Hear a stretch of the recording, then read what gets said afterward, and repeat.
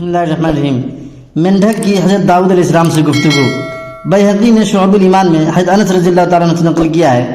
حضرت انس رضی اللہ تعالیٰ عنہ فرماتے ہیں کہ حضرت داؤد علیہ السلام نے ایک بار اپنے دل میں گمان کیا کہ جیسی حمد اللہ کی میں کرتا ہوں ایسی کوئی نہ کرتا ہوگا۔ آپ اپنی محراب میں بیٹھے ہوئے تھے اور آپ کے قریب ایک حوض تھی۔ اللہ تعالیٰ نے آپ کے پاس ایک فرشتہ بھیجا۔ اس نے آپ سے کہا کہ اے داؤد، ذرا اس مینڈھک کی آواز سنو کہ کیا کہہ رہی ہے۔ چنانچہ آپ نے کان لگا کر اس کی آواز سنی تو کہہ رہی تھی سبحانک و بحمدک و منتہا علمک۔ فرشتہ نے پوچھا کہ آپ بتائیے کیا خیال ہے۔ حضرت داؤد علیہ السلام نے جواب دیا کہ اس ذات کی قسم جس نے مجھے نبوت سے نوازا، میں نے ان الفاظ میں کبھی اس کی حمد و ثنا نہیں کی۔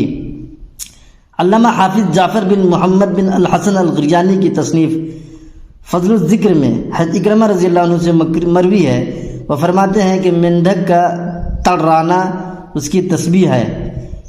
اسی کتاب میں یہ بھی لکھا ہے کہ اعمش نے ابو صالح سے روایت کی ہے کہ انہوں نے دروازہ بند ہونے کی آواز سن کر فرمایا یہ دروازہ کی تسبیح ہے۔ خواب میں مینڈھک کی تعبیر۔ مینڈھک خواب میں دیکھو تو تعبیر کیا ہوگی؟ خواب میں مینڈھک سے ایسا مرد صالح مراد ہے جو اطاعت خداوندی میں بہت کوشاں ہے، اس لیے کہ مینڈھک نے نار نمرود پر پانی ڈال کر ایک نیک کام کیا تھا۔ کثیر تعداد میں مینڈھکوں کا نظر آنا عذاب کی علامت ہے، اس لیے کہ یہ موسیٰ علیہ السلام کے معجزات میں سے ایک معجزہ ہے۔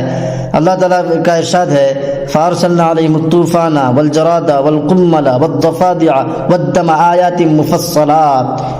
پھر ہم نے ان پر طوفان بھیجا اور ٹڈیاں اور گھون کا کیڑا اور مینڈھک اور خون، یہ سب کھلے کھلے معجزے تھے۔ نصارہ کا قول ہے کہ جو شخص خواب میں اپنے آپ کو مینڈھکوں کے ہمراہ دیکھے اس کی زندگی اپنے اقارب اور پڑوسیوں کے ساتھ عمدہ گزرے گی۔ جو شخص خواب میں مینڈھک کا گوشت کھا لے تو اس کی تعبیر یہ ہے کہ وہ شخص گرفتار مصیبت ہوگا۔